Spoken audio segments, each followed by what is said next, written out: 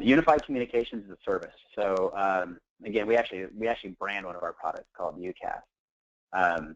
So this is a private cloud, and generally speaking, and this is our definition of it. You might talk to other providers and other areas that have different definitions of it. But the key characteristics of this is it's not owned by you. It's owned by us, or it's owned by your integrator. Generally a regional integrator or a specialized integrator like Inflow. It's either on your network, it's on your provider's network, i.e. our data centers, or it's on both networks. And then I said generally people refer to that as a private cloud. And so what I mean by that is we have customers where we'll install a system at their site, and then they'll outsource the whole thing. We'll manage the whole thing for them. So basically they just pay monthly and they rent it from us.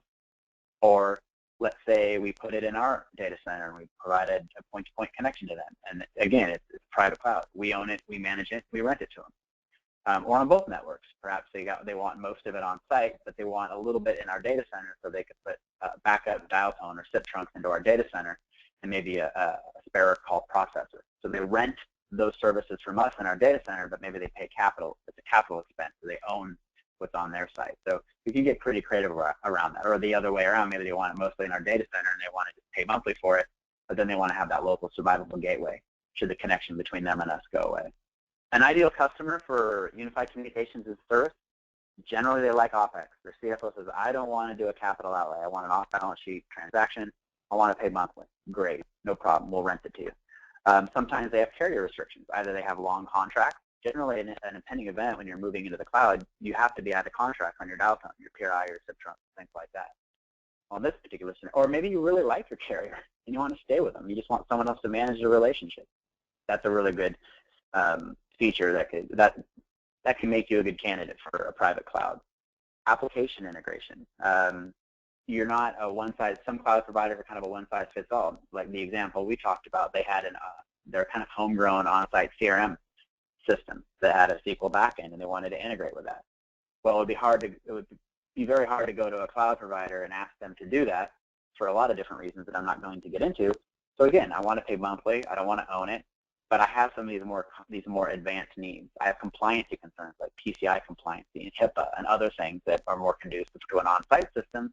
But then again, it's fully managed and owned by somebody else. Contact center generally is a good on-site play, but maybe you want to again pay OpEx for that. And this is really a key feature, the service, right? If you're going to go to a CenturyLink or you're going to go to a large carrier and they have a hosted play, and generally, I don't care how good the salesperson are. We all know carriers aren't going to provide that white glove premium service that some people need to have. Some people have very simple needs, and an 8x8 solution or something like that can make a lot of sense for you. But people that have mission-critical business communication needs, have very unique needs, and they need an integrator that's a little more intimate, like an Inflow communication, someone that's aligned with your business needs, someone that has a passion for service. You're not going to call an 800 number and get put on hold. You're going to talk to people that know you, care about you. But again, you also want the benefits of all the operating expense, not owned and managed by me, fully outsourced. So that's a very key point in a private cloud solution.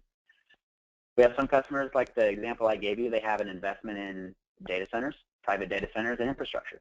They already have a network in place. I already have data centers.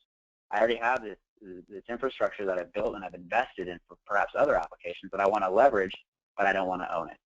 You're a great candidate for a private cloud solution. And again, you fully want to outsource your communication. You don't want to be in the business of managing phone systems. You want us to be in the business of managing your phone system. You just want to make sure it's done right, so you can go focus on other things like helping the business make money.